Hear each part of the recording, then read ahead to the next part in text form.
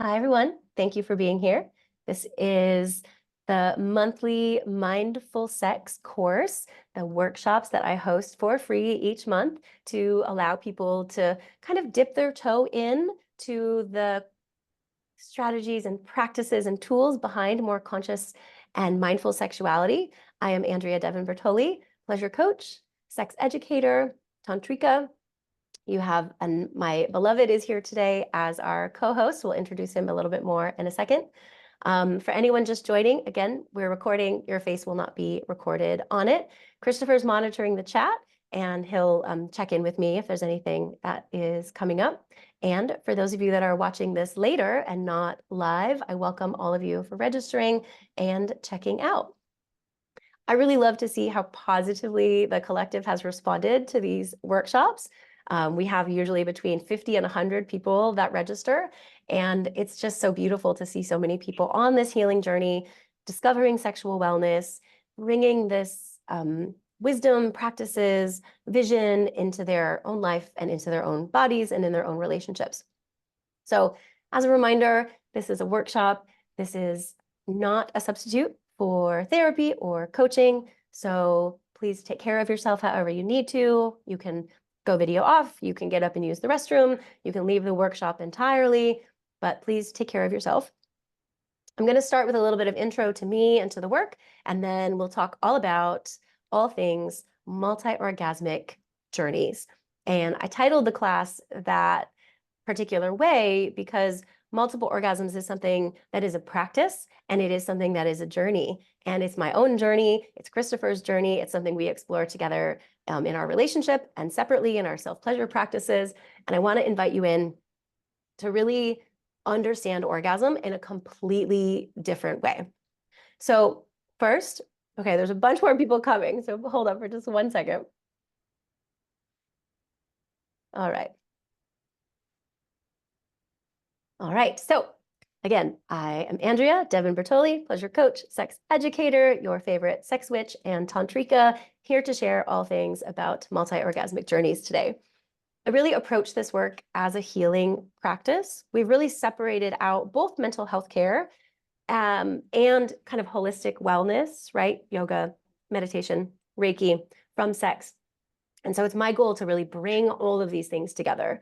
And I really think of my work as a Venn diagram between the scientific, the practical, the therapeutic, and also the esoteric, the woo-woo, the hippie, that brings all of these things together in both practical and spiritual ways to help you have better sex, more pleasure, and deeper experiences. My work is to help you bring all of this back into wholeness. Our sexual energy, our sexuality, our desires are beautiful and intrinsic to who we are, and pleasure is your birthright. And yet we have so much miseducation, so much sex negativity in the world telling us that it's dirty or shameful or however you love or however you fuck is wrong. And I'm here to bring this all back and say you are welcome, no matter who you are, no matter who you like to fuck, no matter how you like to fuck, and no matter where you are on your pleasure journey. So I want our time together today, and every time I get to talk with people, to really open you up to the possibilities that live within you. I don't have a magic wand. I don't have all the answers, but I want to be here as a guide to help open up new pathways for pleasure, expression, sexual play, to help you have the best experiences ever. As a teacher, I always like to offer a disclosure to let people know kind of where I'm coming from, my biases, my privileges. So I identify as a bisexual, kinky tantrika. I'm in a straight presenting partnership with my beloved cis straight partner. And no matter how you identify, I welcome you here. I love and celebrate all queer identities and trans folks and relationship orientations. So however you are today, or however you might become, you are welcome here. So as we get settled, again, I want to introduce my partner. This is Christopher Brown.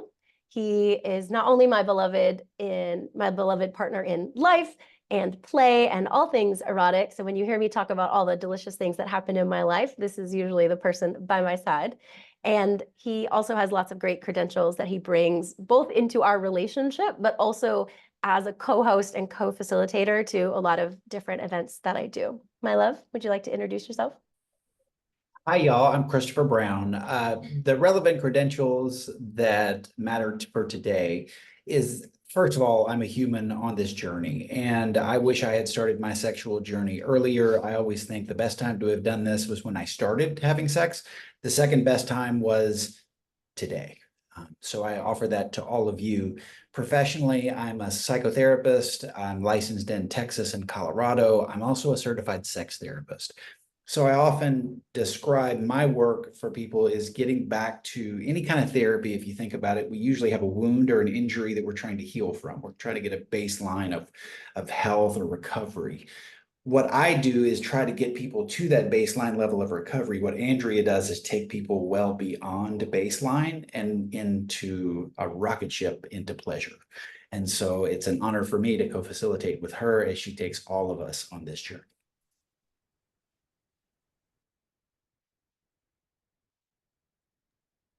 Thank you. And I mentioned this very early for those of you that joined a little bit later. We're having a tough week here. We are in Austin, which is not usually where we're based. I have some very intense allergies / a terrible cold, so you can probably hear it in my voice. I may be coughing and sneezing our way through our sexy workshop today. And my beloved had an emergency urgent gallbladder removal surgery 2 days ago. So we are like deep in recovery mode here and wanting to bring this beautiful content to all of you. So I asked him to join. We have lozenges with us and water. Hopefully we will be able to make it through. And he's going to be my pitch hitter just in case I lose my voice or something. So again, for anybody who doesn't know me yet, I'm going to drop some notes into the chat. This is just all the different ways that you can connect with me. I create tons of free content every week on social media, and I have a membership platform called Patreon. Social media pretty heavily censors the work that I do, along with other educators focused on sex and pleasure. So Patreon is an uncensored place where you can get deep wisdom, practices, teachings, quick videos, stories about me, stories about us, and you can join for as little as $5 to $15 a month. It really helps support my work and gives you all kinds of great, sexy information. So all those links are in there for anybody who is not able to read the chat, or if you're driving. This will all go out in an email tomorrow. You'll get the replay, you'll get links, you'll get lots of different information from me in a beautifully curated, I think, nurture campaign with a bunch of different resources and wisdom for you to practice. So, Christopher, any questions in the chat that I should tend to before? Okay, great. Okay, so we're going to talk for about maybe 30, 40 minutes. Both me and Christopher will be sharing our wisdom around this topic of multi-orgasms, multi-orgasmic journey, multi-orgasmic pleasure, whatever we want to call it. And then we'll open it up for Q&A. At any time, you can drop questions into the chat. Christopher will be monitoring that. And if we, for some reason, miss your question, or if you just want to save it and keep it anonymous and private, you are welcome to email me. And we can answer questions that way. I'm happy to answer any private or anonymous questions you'd like via email if this feels like too much. So I want to take just a moment to really introduce this very big concept and say that our goal today is to really fundamentally change how you think about orgasm. We have, again, so much miseducation, a lot of bad practices that we've seen in movies or watched in porn. And many of us have a fundamental misunderstanding of how our own bodies work, how our pleasure can be manifest in our bodies. And I want to introduce you today to an entirely new concept of orgasm. And this is going to help expand your pleasure. It's going to help you feel more. It may change the way you have sex with yourself and with others. And it's going to require some work from your brain as some cognitive restructuring, and also from your body as you continue these practices. So I want to pause for just a moment and say, I want you to think about right now, what does orgasm mean to you in your self-pleasure, in your shared pleasure with other people? What does an orgasm mean to you? What does it feel like to you? And just think on that for just a moment. And you can write it into the chat if you want to share something. You can just think it and keep it in your heart. But I want you to just imagine kind of what it is right now, and then we'll talk about what it can be.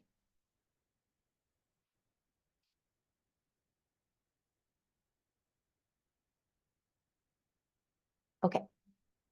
So the first thing, kind of three big concepts I want you to, as we start, is one, that there's a lot more to orgasm than just a few pelvic contractions. One of the teachers we studied with, I can't remember who, talked about it as like a genital sneeze, right? Like, oh, you're doing all of this work just to have like 2 to 5 seconds of contractions that feel pretty good. Like, how else can we change this, right? So not only does it have to, like in Tantra, we would call it a peak orgasm, right? We build, we climb the mountain, and then we have the orgasm, and then boom. So for shorthand today, we'll say kind of peak orgasm or maybe standard orgasm to refer to this kind of peak style where we just build up and then we're done. There's also valley orgasms. So this is another tantric or Taoist tradition that allows us to think not about just climbing the mountain, but about wandering through the valleys of bliss, wandering through the valleys of pleasure. What can we do along the way that feels really good? The second thing I want to introduce is that there are literally dozens of different types of orgasms that you can have, whether you have a penis or whether you have a pussy or some unique combination that is beautifully yours. There are literally dozens of different ways to have orgasm beyond what you always do, beyond a standard kind of peak orgasm, and probably in different parts of your body that you might not yet know about. This is true for people with pussies, and it is true for people with penises. So the third thing, and this is one of the more important things I work with a lot of my men on, is that you have the opportunity to separate out orgasm and ejaculation. For decades, you have probably been experiencing these together as a coupled experience. And the practices that we'll talk about today and some of the strategies we'll talk about allow you to start to separate those out so that not only can you have multiple orgasms in your body, in your penis, with penis focused pleasure, but you also can learn to manage / control when and if you ejaculate at all. These are different physiological experiences happening in the body. And while, again, they're mostly connected for most people, we can separate those out. And pretty awesome to have sex with someone who's understood how to separate those out. So we'll talk about that more when we get to the section on penises later. So if you've ever heard the myth of tantric lovers making love for hours and hours on end, I had somebody say to me like, oh my God, is it really true that you can have sex for 8 hours? Yes, and when we dismantle this idea about what sex is, what orgasm has to be, then yes, we can make love for hours, wandering these valleys of pleasure, maybe climaxing in a standard or routine or peak way, maybe just staying in these valleys of pleasure that are just like wandering and meandering and like feel really good in different parts of our bodies at different times.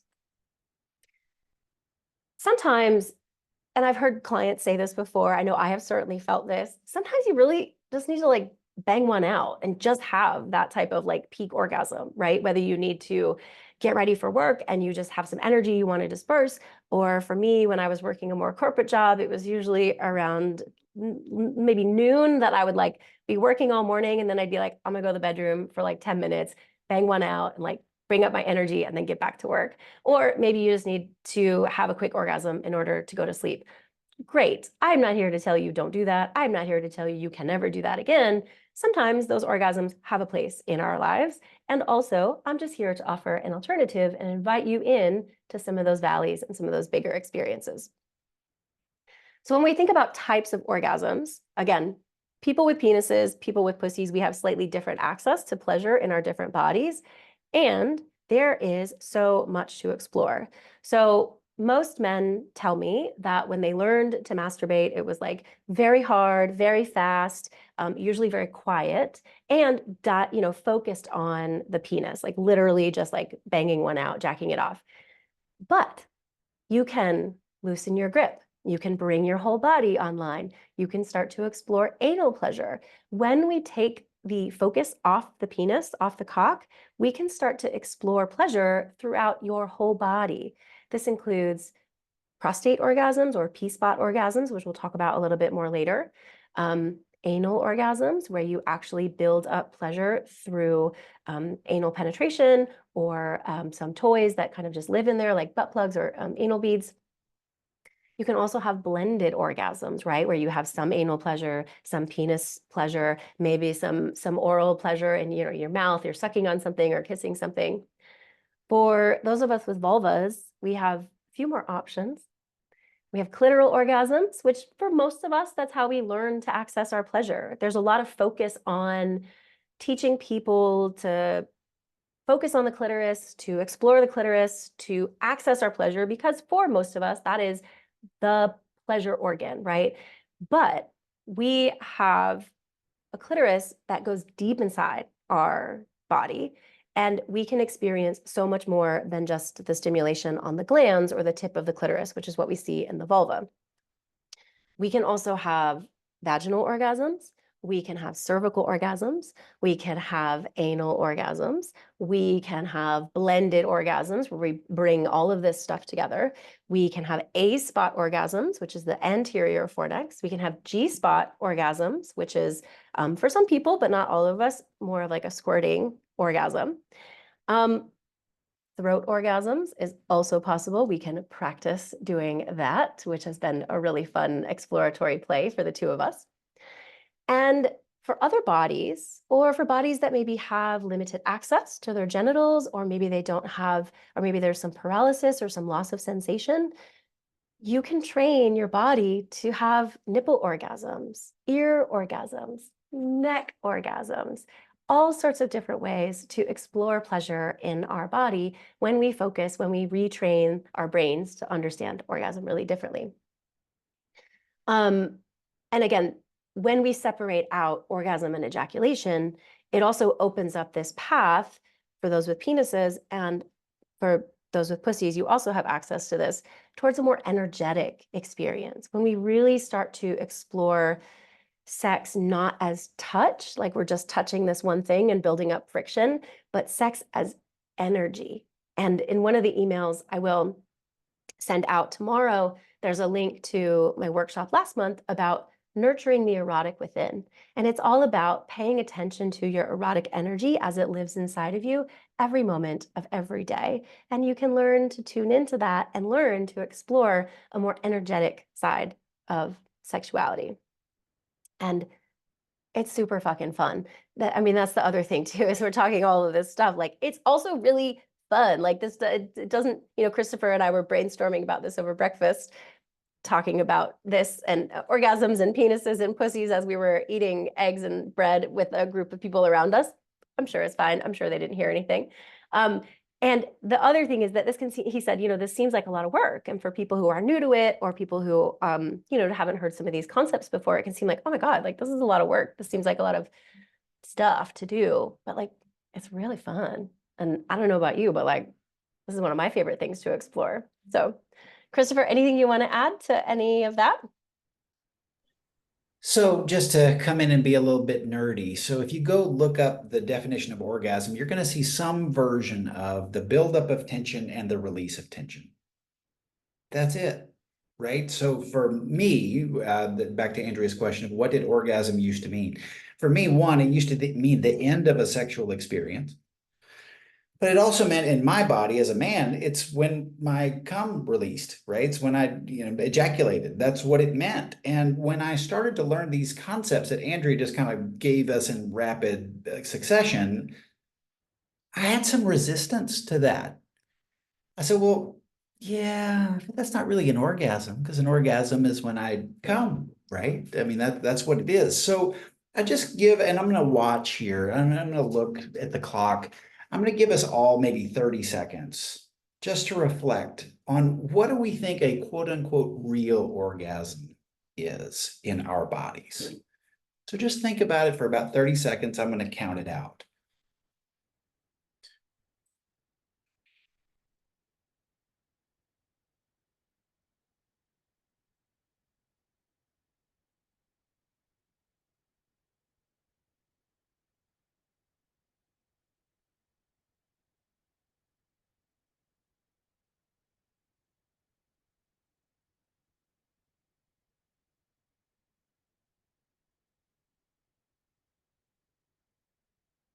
25, 26, 27, 28, 29, 30. Okay. So that's part of as you do your unwinding. If you found any resistance in your quick half a minute of reflection, that's part of what we'll have to unwind. For me, I had to unwind that one kind of orgasm, really, even though I knew about all these other kinds intellectually, yeah, but the real thing is still the real thing, right? That was my personal sort of unwinding, the resistance I had to work through. Because what I found is I started to understand the basics of tension building and releasing. Okay, if I stay with that, how many times does energy, does pleasure, does tension rise in my body during a sexual experience, and how many times does it let go? Okay, so I just wanted to offer that piece and then hand it back to you, Andrea. So I'm going to go back on mute. Thank you, darling. Some really good comments. I'm just going to read these for anyone who's not seeing them. So V says, now I'm unsure, smiley face. Explosive feeling, mind explosion, heart, body, super deep pleasure. JB says some kind of release, bursts of pleasure or feel good hormones in our brain. Yep, question mark. Good question. Yes, it's true too. I could hear his voice in the mouth movement. Okay. And it's hard to picture how to split the atom. Yeah, that's really important. And we'll talk about that a little bit later. So I'll offer kind of the educational side of it. And then Christopher, who has, I would say, mastered this, will offer his experience of kind of like how he learned how to do this and how he learned how to do that kind of separation of ejaculation and orgasm, which is pretty cool. So oh, wait, there was one more chat right as I blinked off. Hold on. Can you read it, Christopher? I can't actually see it.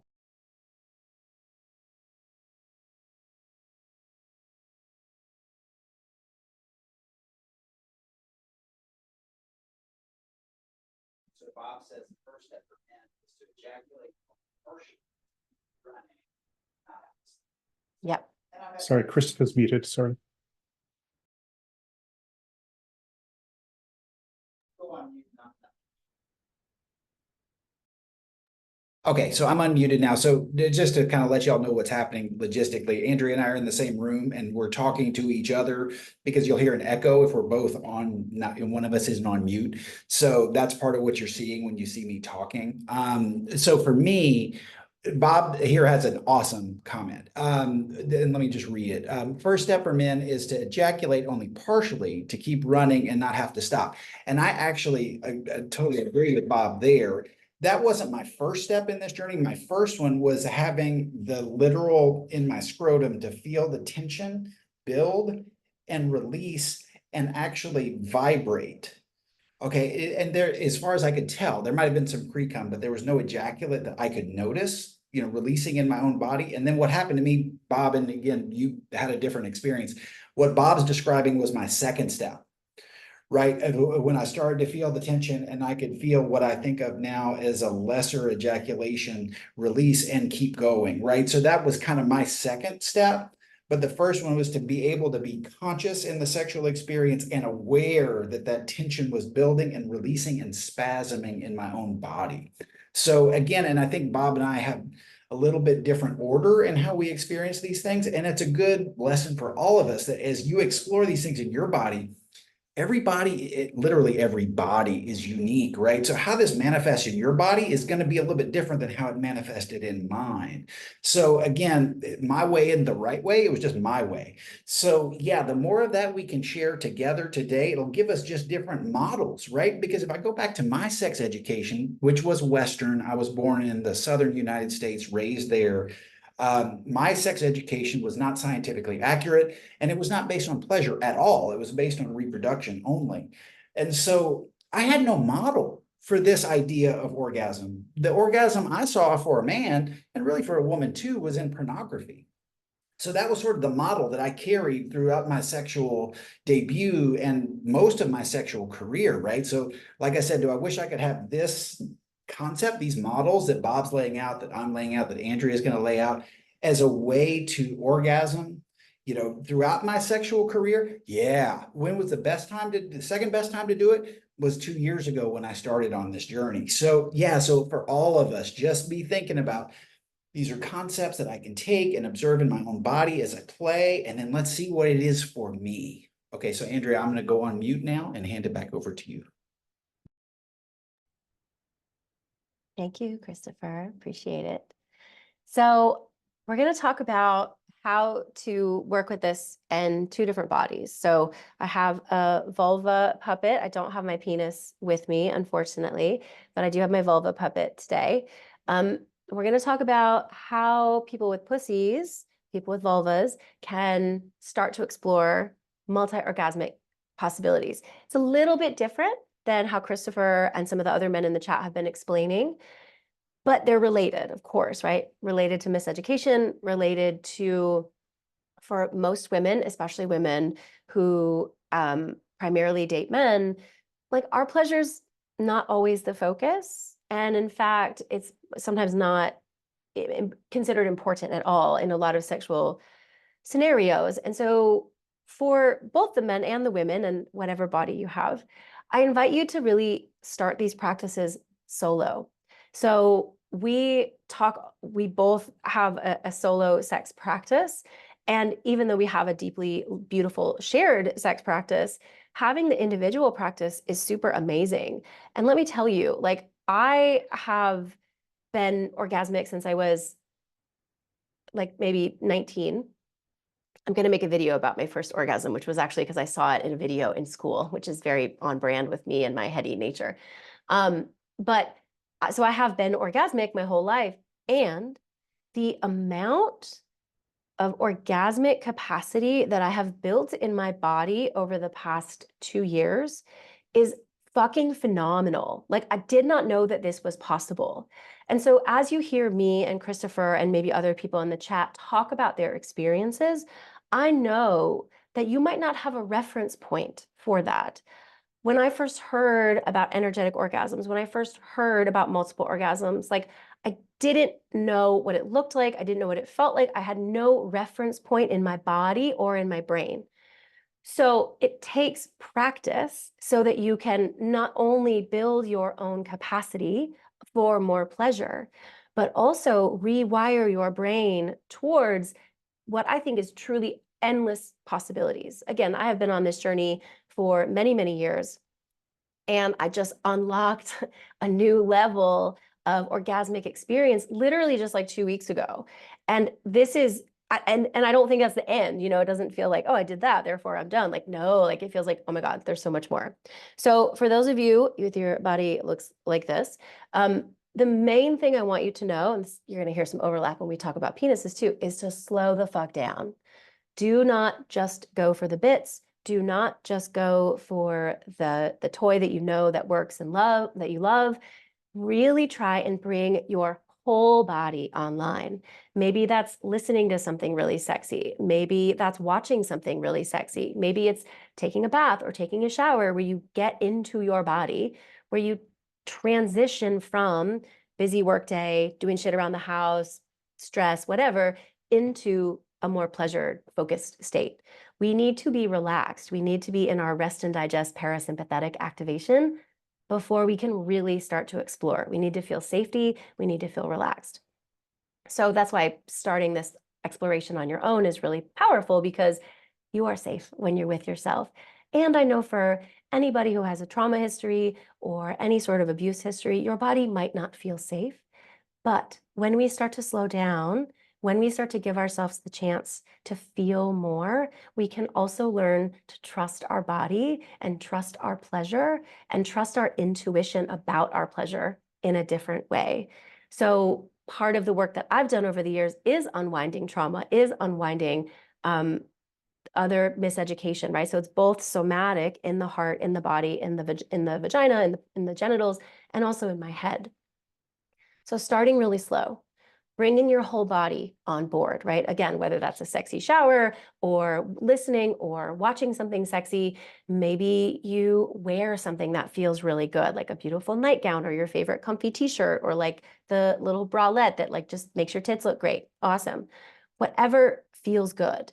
The phrase that Christopher always uses with me and has helped me a lot, I offer it to you, is get your body involved. Don't just focus on just touching or vibrating the clitoris.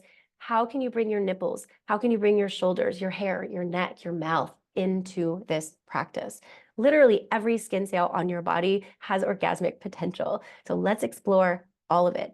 When we focus just on the clitoris, we are going to have only clitoral orgasms. When we focus on the whole body, we can have whole body orgasms. We can experience pleasure in all these different places. The other thing is to really understand your body. We, again, really focus on the clitoris. She's hidden by her little hood right here, but this external part of the clitoris is just a part of it. The clitoris is actually this entire giant, beautiful organ. And this part right here is where you may want to insert something into the vagina. When this is aroused, when this whole organ is turned on and engorged with blood, it's all erectile tissue, just like in penises. Then when you put something inside the vagina, all of this is being stimulated. All of this is being continually turned on. So really learn your body, give yourself time to explore, use a nice lube, do it in the bathtub, really get to know, like, does it feel good to touch my outer labia? Does it feel good to touch my inner labia? Does it feel good sometimes and not other times of my cycle, or when I use this lube or not that lube? Really understanding your external anatomy and also really understanding your internal anatomy. Our cervix moves throughout our entire menstrual cycle. Our vagina changes shape during our menstrual cycle. Our cervical fluids, our vaginal fluids change throughout our cycle. And if you're perimenopausal like I am or postmenopausal, that's going to change too. So finding out what feels good at different times of the day, different times of the month, is really important. And that wisdom, that knowledge is deeply important to understanding your pleasure. The other primary thing is to breathe. Breathe into your body, breathe into your genitals, breathe into the pleasure. When we take 10 seconds, 15 seconds, 30 seconds to take deeper breaths, we can literally move the pleasure from our genitals into our whole body. We can feel so much more. It also helps us build that capacity because instead of, again, just like buzzing or touching our way to like a quick peak orgasm, we can learn to slow it down and stay in those valleys and feel more of the bliss. Orgasm does not have to be a goal. Orgasm might happen, might not, but pleasure is the goal. Feeling bliss in your body, activating your erectile tissue, activating your whole pussy. This is what I invite you to explore in a pleasure practice. The other thing I would really invite you to do is try new toys. These don't have to be, I know toys can be expensive, and there are also lots of things that you can explore that are a little bit less expensive. Like, what if you grind against the corner of your bed and get more of like a grinding motion? A lot of people really love that type of pleasure. What if you lay on your stomach instead of laying on your back? Some people primarily masturbate laying on their stomach.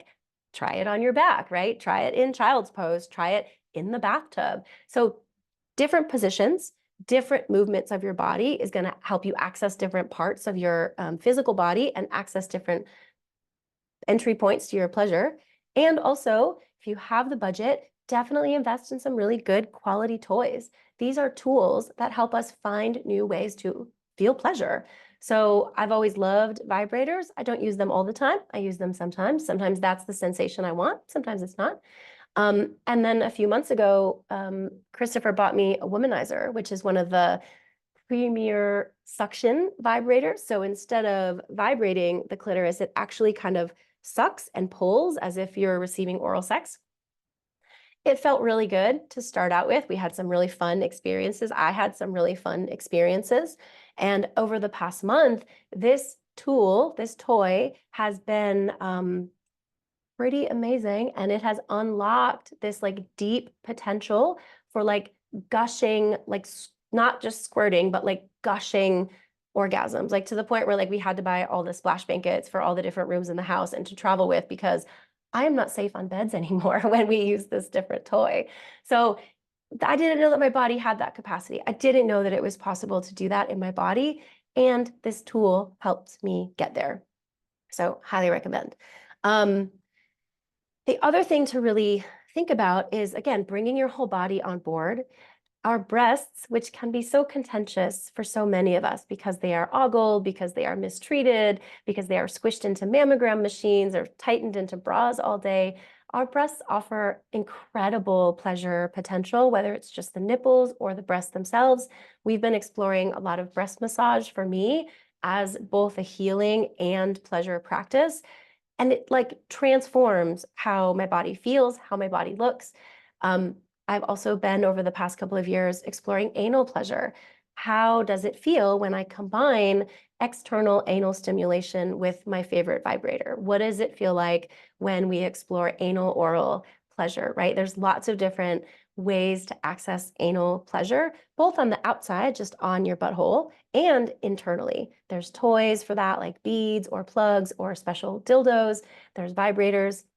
And we'll talk about that a little bit more when we get to the penis section. But there are so many different ways to explore pleasure in your body and so many different access points to it. And you get to find out what those are. The other kind of final piece, or two other final pieces of information is it's really fun and really helpful if you have somebody to talk you through it.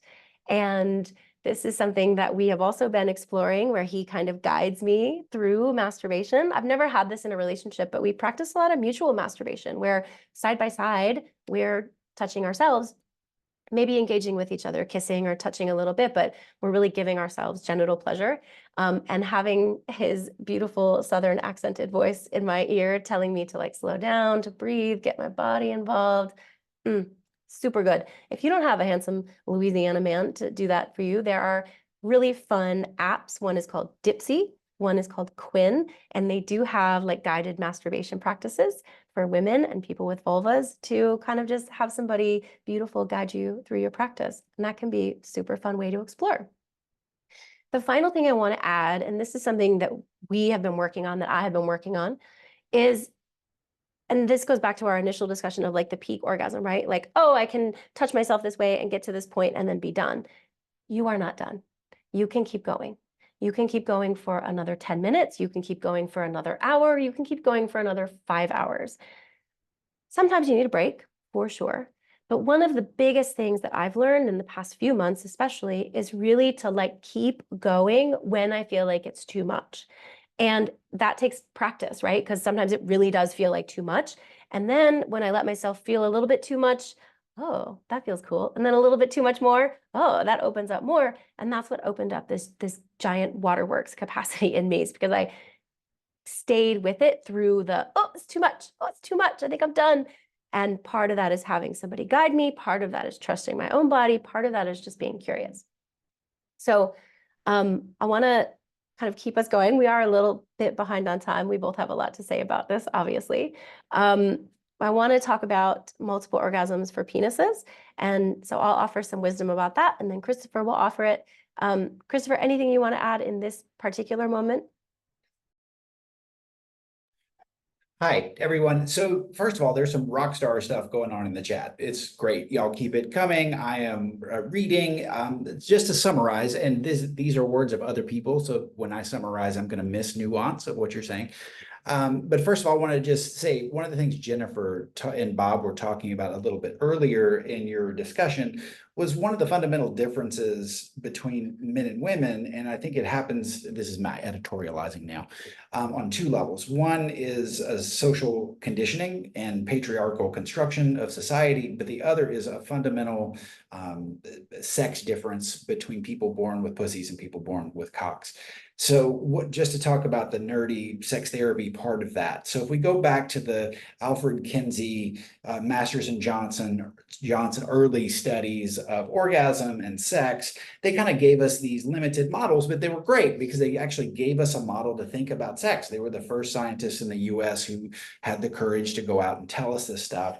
And so they gave us that model of, that building period, that arousal arousal period, then the plateau, then the orgasm, then the refractory period. And that was sort of the scientific basis in the 50s and 60s that we all said, okay, look, they finally studied sex. Here's what sex is, right? And they gave us that model. Some of the limitations of it, though, are highlighted in Bob and Jennifer's conversation, which is women don't need the refractory period, y'all. That's a male model. That is a male model. And so there's a fundamental difference there. And then they got into what I, as a social worker, am really, one of the things I'm really interested in is that patriarchal suppression of women's power, right? Because it is a fundamental difference, right? When you really enable, allow, embody, empower as a man, just get the fuck out of the way, of letting a woman be in her full power.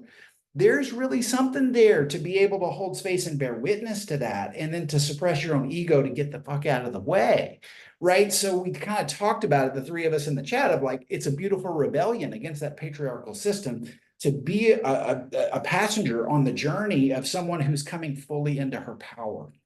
So I just want to bring that out. It's a lovely discussion. Bob's also dropping in some particular experiences that he's had, and I just want to highlight this. He has a memory of a full body orgasm at 5.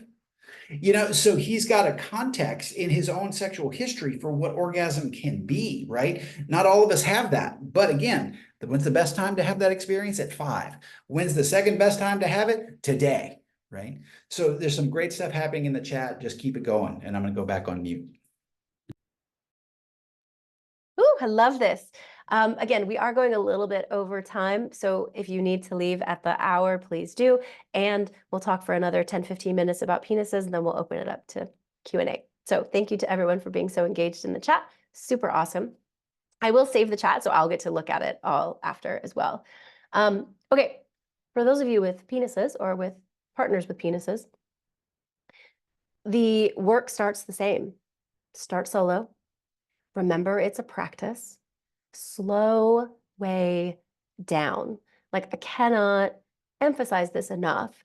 Not only do we need to slow down in our solo play, we need to slow down in our partnered play as well. This is especially important for people with penises. And again, this is because of how people are wired, what the porn we see, the mixed education that we get about that arousal cycle that Christopher was talking about, where it's like we build and then boom, we're done. So when we slow down, we get to explore so much more pleasure. So I have a post. I'm going to drop this into the chat right now. Again, if you miss it, I will be sharing this via email as well, called Climbing the Staircase of Arousal, which is imagining that if you are at 0 or 1 right now, kind of non-aroused, kind of baseline, and 10 is orgasm, going off the cliff in a, again, peak orgasm, standard orgasm, you get to climb that staircase. And you get to spend as much time as you want on each stair. So as you start to practice this, you can start to say, as you're touching yourself, I feel like I'm at a 3. I feel like I'm at an 8. The numbers don't really matter because it's just for you, right? What does this feel like in my body? When we were at the hospital the other day, the nurses kept asking Christopher, what is your pain level, right? There's no right number. It's just an indication of where you are in your body, right? So same thing. Where are you in your pleasure? And when we first started doing this together, he would really narrate that for me. Oh, I'm at an 8, I'm at a 9, I need to slow down. Or like, oh, I'm at about a 5, like, let's keep going. That was really helpful for me as his sex partner to really understand where his arousal was. We have a little bit more rapport now. We've been having a lot more sex over the past couple of years. So I get a sense of kind of where he is, and still sometimes that information is helpful. So learning how to climb that staircase of arousal is what is functionally an edging practice. And this is the practice. There are many others, but this is like the foundational practice that I would invite people with penises to explore. I'm going to drop another link into the chat. This is a long form article on my website about when you build up that arousal to a 7 or an 8 or a 9, you bring it back down purposefully. Take some breaths, take your hands off your cock, you move your body in different ways, you move that energy, you disperse that energy so that it's not focused on your cock and that you give yourself a break. Then you bring yourself back up to a 6, a 7, an 8, and then you bring it back down. And it's a practice. So you might be practicing this and you might have an ejaculatory orgasm. No big deal. That happens. And what might you learn along the way? There's no such thing as a bad orgasm. That's what one of our favorite teachers told us. And as you practice, just remember, it is just that. You're not going to get it right the first time. You might not get it right, right the first 10 times, but you are learning along the way what your arousal staircase looks like, what your pleasure capacity could possibly be with the body you have right now. And the way I talked about it to a client a couple of weeks ago was he said, and I've heard many men say this, and for any men in the chat or people who partner with men, you may have heard this, like, I, masturbate and I masturbate in a certain way and I masturbate really quickly, but then when I get to partnered sex, I don't last as long as I want, or I can't be as in tune with my body as I want. Well, that's because, sir, you are sprinting when you are pleasuring yourself. You're just trying to get to the end. And when you're with a partner, you're trying to run a marathon. You cannot run a marathon without training. And therefore, this edging practice, this arousal staircase practice, this is your marathon training. No matter how long your marathon might be, whether it's an hour or 2 hours or a whole day of lovemaking, you get to practice to feel what that's like, to hold more energy, to feel more arousal, to gain control and mastery over your ejaculation and over your orgasms so that you can, last longer, right? Lasting longer is kind of like the kind of cliche experience, right? And it's so much more than lasting longer, because also what I've heard men tell me is that, in order to last longer in bed, I think about baseball stats or I think about my grandma, right? It's like a disembodiment. It's a staying in the mental part of your body and disembodying yourself from the pleasure that's happening in order to last longer. But then guess what happens? Your partner knows that you're not present. Your partner is going to sense that you have literally left the building. And that doesn't feel good. We generally want our lovers to be present with us. And, sometimes you go in, sometimes you go out, right? This is the mindful practices I teach in a lot of my workshops. But when you start to feel more and pay more attention to your body, that is how you really begin to gain this control. The way Christopher described it, again, as we were having orgasm conversations over breakfast, was that you are in your body and feeling all the sensation and all the pleasure, but you are also holding the awareness of where you're at in your arousal cycle, what might be happening, where's your partner, how are they feeling, So you're an outside observer to the kind of what's happening and also an internal observer. And again, this takes practice. Most people go into sex and either it's in, kind of in a performance mode or in a goal setting mode, like we're going to do this. And instead, you get to slow way down, breathe, feel more, tune in to what's happening, and remember that you're training for a marathon, right? So this is also another reason to add different pleasure practices. So again, most men tell me that they learn to masturbate by stroking their cock really hard, really fast. So try out your opposite hand. Try a new lube. Try doing it in the shower. Try, touching yourself in a really soft way, right? With a really soft grip where you're just kind of stroking yourself really gently. There are also masturbation sleeves, masturbation toys that you can try as you start to experience more pleasure in your penis. And you can also experience anal pleasure. And while people with pussies have a whole list of different orgasms we can have in our vagina, people with penises have a magic button in your bum that helps you access like exquisite pleasure. And this is the prostate or the P spot. So when you reach inside your anus or in somebody else's anus, it's about, maybe 2 inches, maybe 1.5 inches in, and it should feel like a walnut in its shell or maybe like a small golf ball. And in my partner's body, it takes him to be pretty aroused before I can really feel it. So again, we're just experimenting, right? Yeah. Lost my headphone. So you can not only stimulate the external part of the anus, in combination with penis stimulation. You can stimulate the internal part of the anus just by pleasure, just by, stimulating all those pleasure points by using a butt plug, using anal beads, using a dildo, using your fingers. All of that you can think of as more like a being full, right? Like a butt plug will kind of stay in there, and kind of, some people really love that sensation of fullness. That can add a lot to their sensation. Some people really like more of like the in and out, right? More of like the fucking, where I have a dildo and it's going in and out. And there are other specific toys and tools that you can use that specifically stimulate the prostate, that are angled in a certain way or vibrate in a certain way. And prostates like different type of stimulation.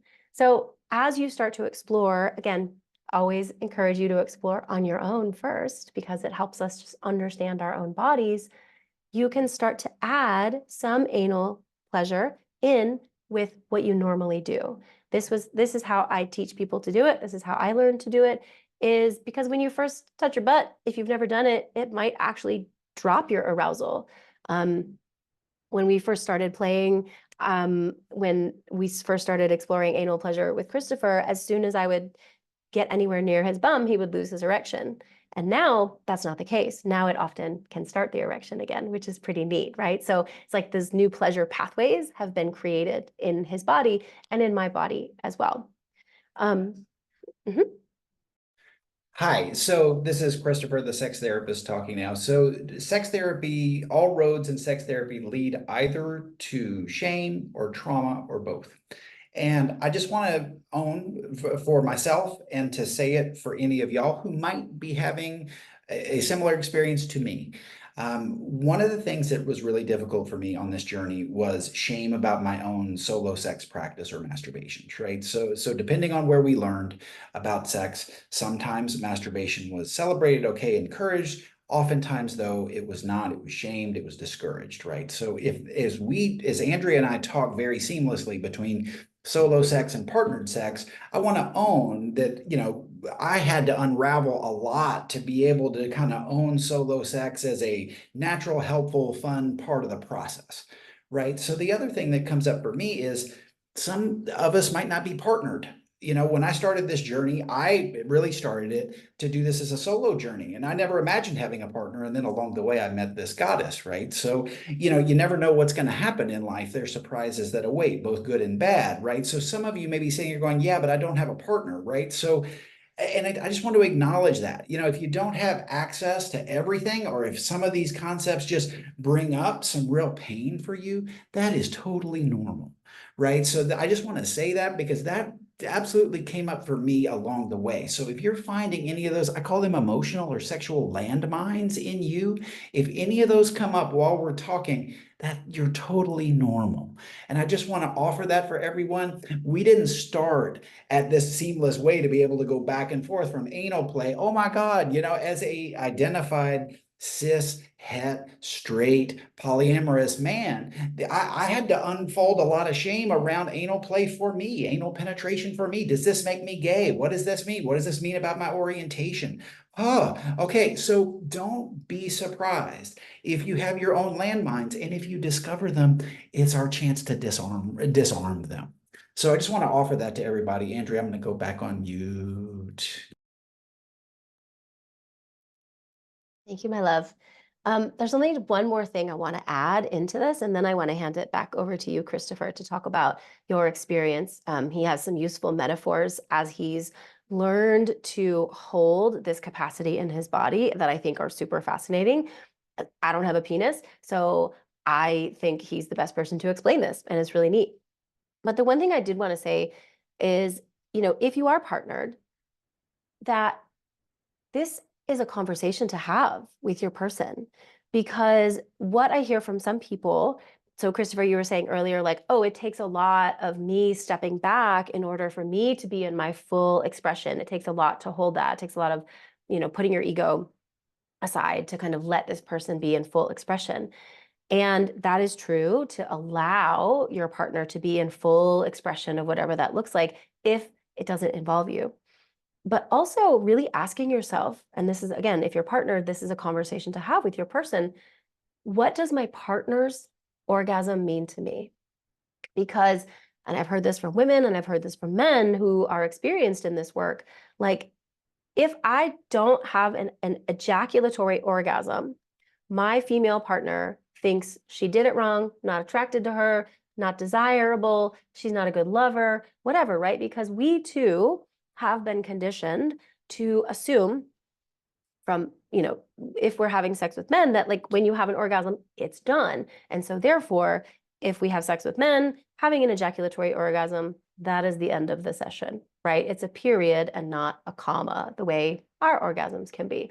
And that can be really hard for a lot of people to do. And I definitely struggle with that too. I definitely like love when he has an ejaculatory orgasm. And there's definitely part of me that craves that. And it's also my own work to say, like, he's still having fun, even if we don't have this punctuation mark, right? But again, I've heard that from men who do these practices and say, like, yeah, I'm good with this. I'm good with not having an orgasm, but my partner is really invested in me having an ejaculatory orgasm in a certain way. And likewise, if you have a partner who's female or who has a pussy, like understanding that her orgasms might be different at different times of the month with different toys in different moods, right? And knowing that doesn't mean that you're not doing it right. It doesn't mean that the toy is better than you or is going to supplant you, but that there are different tools that help us get different jobs done. There are different tools that help us experience things in different ways. And if your partner doesn't have an orgasm, what does that mean? Does that make you feel like less of a lover, less of a good lover? Does it make you feel like you did something wrong?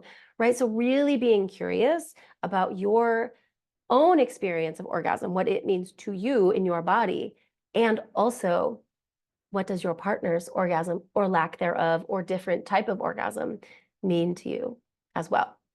So with that, I want to hand it back over to Christopher to talk about what is it like to do this work, do these practices as somebody with a penis who's really learned in a really short time period how to transform the way you have sex and gain true mastery over your ejaculation. Okay, so I'm gonna go back on mute, ask Andrea a quick admin question, and I'll be right back.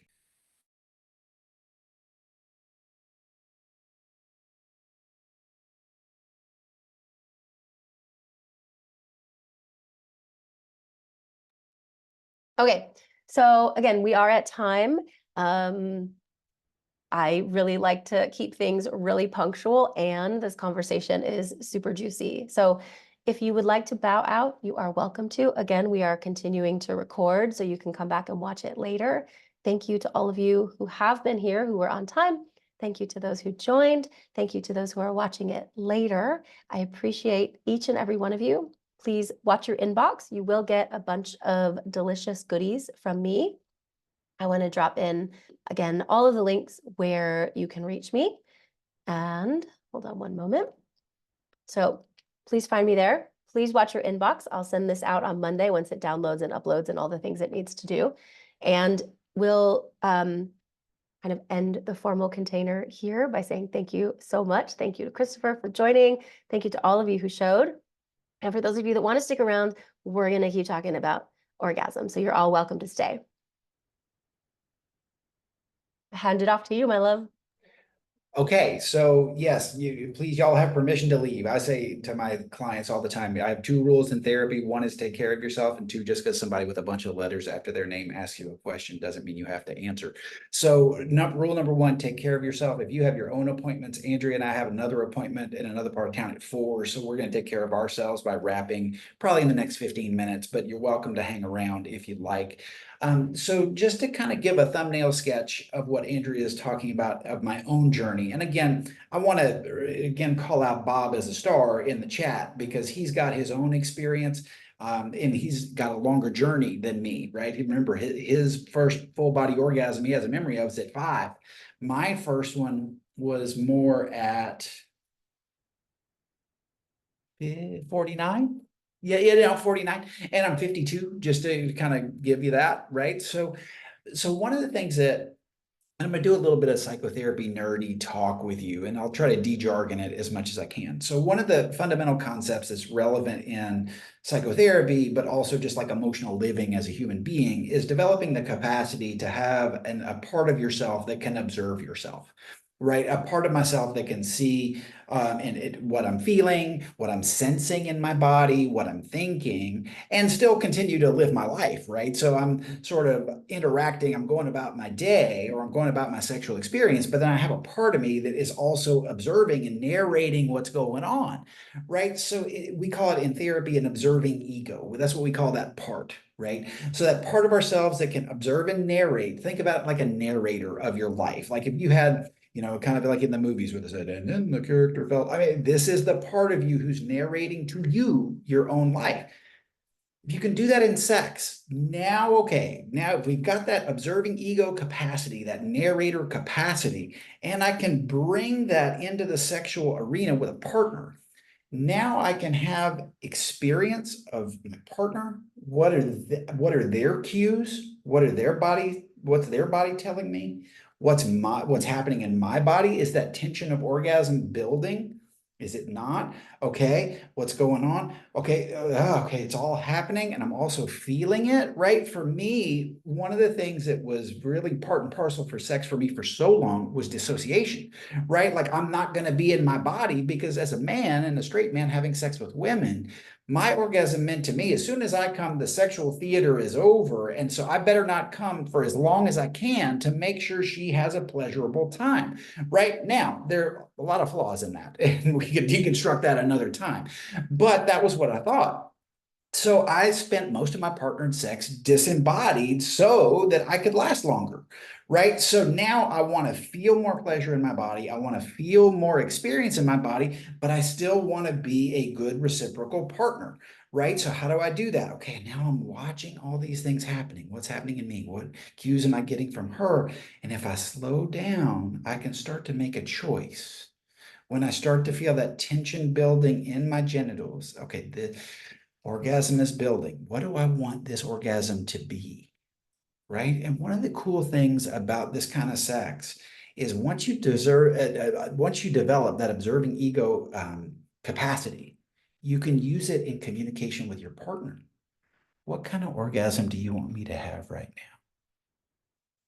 What feels most fun to you? And right, you say anybody who could see her face, right? All of a sudden, yeah, I'm doing this work and I'm doing all this stuff and I'm using all these skills because that's what we were talking about. Like, God, this all sounds like so much work. Like, who wants to have sex like that?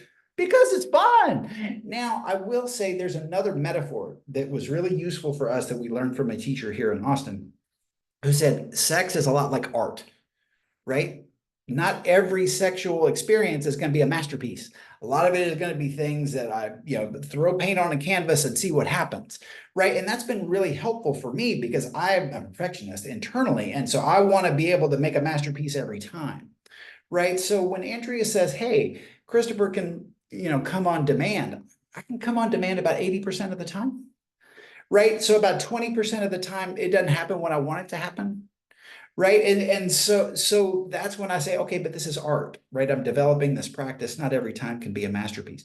But yeah, and so one of the things that I think of now is when I'm in that moment, I've got my observing ego going, I'm observing her, I'm feeling me, I feel the tension building. If it's slow enough, I try to think, what track do I want to be on?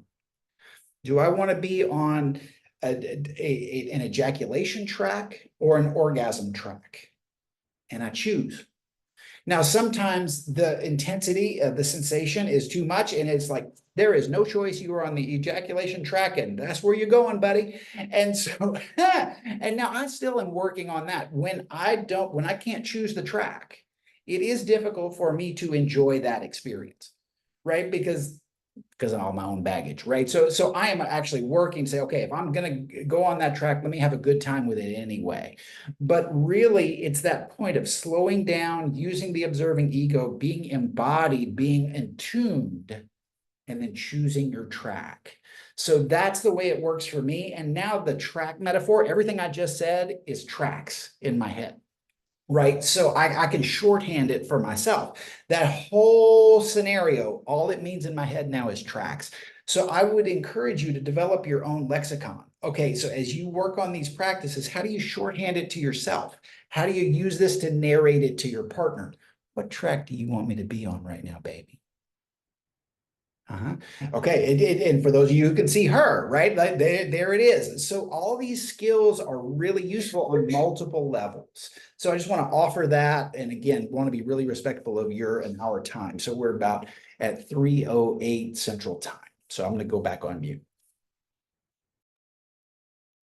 Thank you, darling. That was amazing. And you get to see what happens when he uses that voice on me. It's pretty awesome. So I want to open it up now to questions. I am going to stop the recording in just a moment, and you are welcome to go on video and ask questions. You're welcome to drop them into the chat.